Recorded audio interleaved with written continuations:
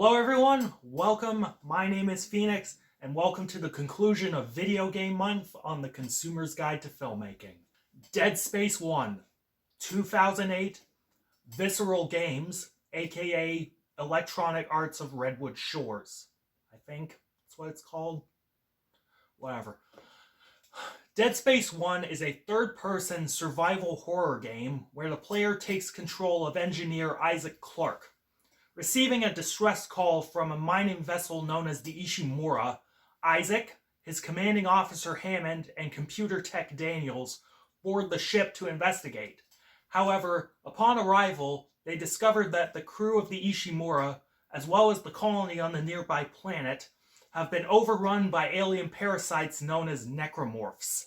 Separated from his crew, Isaac must traverse the ship alone, not only searching for his girlfriend Nicole, but destroying the parasites and discovering what happened on this ship. Whew, this is a frightening piece of work. It's a marvelously made and incredibly intense horror game. Horror in video games, it scares me easier than in movies or shows, mostly because video games are an interactive medium. You are an active part of the story and have to make the decision to fight or run or hide from the big baddies. Even bad horror games still can get me simply because I am a part of this scenario and I am controlling the situation. Dead Space is a phenomenal game, and it fucking terrifies me. When I play this game, the grip on my controller is like a fucking vice, and everything going on is unsettling and induces panic in me. There are multiple elements that contribute to this constant feeling of terror in the audience, which I will go into now. The visuals of the game have aged pretty beautifully. Coming out in 2008, the graphics in this game still look amazing today, and that is because they put clear thought into the art design. The game has a distinctive visual style, one of contrast between bright lights and crippling darkness. The environments are these mazes of rusted metal and meat, and the graphics for the time make the ship look real and lived in. Flickering lights permeate the ship, and oftentimes you'll find yourself plunged into total darkness. There is not much color to the game outside of the red alarm lights or the warm sun of the planet on the final level, but it is still just wonderful to look at. The character models in the game, while it is clear it is the 360, they definitely are decently emotive and sleek looking for the time. The human character models are, that is. Hammond and all of them looked decent enough. But the necromorphs, my god, these things have aged beautifully and are fucking awesome. Taking cues from body horror legends like Carpenter and Cronenberg, especially John Carpenter.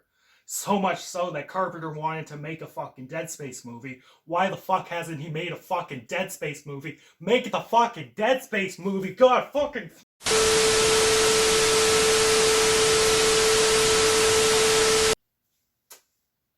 I'm fine. It's okay. I'm fine.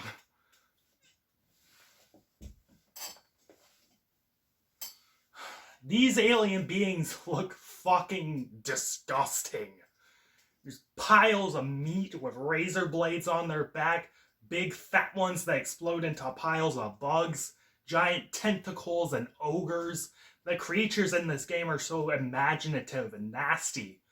These creatures remind you of the best parts of The Thing, and each one of them is memorable in some way. They're graphically smooth and so realistic looking. It's just beautiful. But it's the audio design and the score that make Dead Space so terrifying, at least to me. The game is fucking loud. Even when I have the TV just cranked down a few notches, this thing will blast through your speakers like a shotgun. Exploring the Ishimura will greet you with explosions and electricity and air venting. It's insane. The score is cacophonous and incredibly foreboding. The quiet moments leave you with the clanging of the metal ship, with these creepy voices in the background. But when the necromorphs come out, that's when the score turns into an absolute nightmare. Horns are just farting in your face, strings are grinding in your ears. Coupled with the blood-curdling screams of the necromorphs, the game turns into a giant wall of painful sound. It's so fucking intense.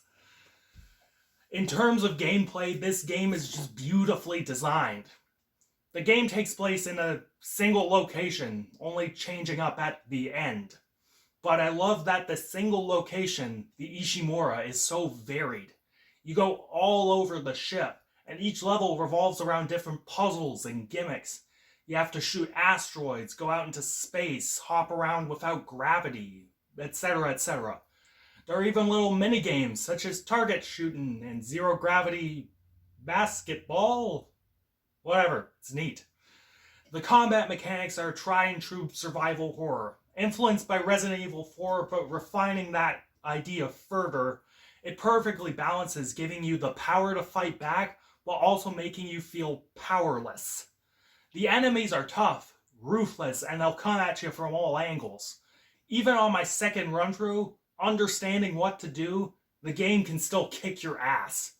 All your resources are valuable and will come in handy throughout the game, so you gotta play smart and save up all your shit. But what is truly unique about this game is how they present the gameplay. There is no HUD on the screen. Your HUD is attached to your suit, only showing up as some, projections and screens, as well as a tube on your back for your health. There are also no cutscenes in the game. Scripted events, sure, but you are free to move around during them. Sometimes activity during them is highly encouraged. You'll know what I mean when you play it. You are fully immersed in Isaac Clarke's experience. The immersion also plays a part in the story. The story of this game is mostly window dressing for the gameplay and presentational innovations. It's very sort of typical stuff for the genre. I would argue that it's a tad predictable, but that's because it's just well set up. The character of Isaac Clarke also doesn't speak. He's merely a drone for the player to control through this game. But I feel this gave the guys at Visceral Entertainment the opportunity to tell the story through more subtle means. Information and exposition is presented through video logs, articles, and encountering characters in the world. You find out with Isaac what happens. And I think games that do that are the ones that fully take advantage of the media. But this isn't to say that the story doesn't have intelligent elements to it, because there are intelligent elements to this story. The presentation of Isaac as a slightly unreliable narrator, as well as this history of religious fanaticism in the world of Dead Space, is something that would be more thoroughly explored in the next 2 games. Fuck the 3rd game. Whatever. They are only merely hinted at here, and we are just scratching the surface with this world. In the end, Dead Space 1 is hands down one of my favorite games. Taking from its influences in order to create something unique in its own right, the gameplay and presentation create a visceral and frightening experience. Not much more to say. Fucking awesome game. Go play it. Highly recommended. And I am feeling a 9.5 out of 10 on this one. Hell yeah. Catch you later, guys.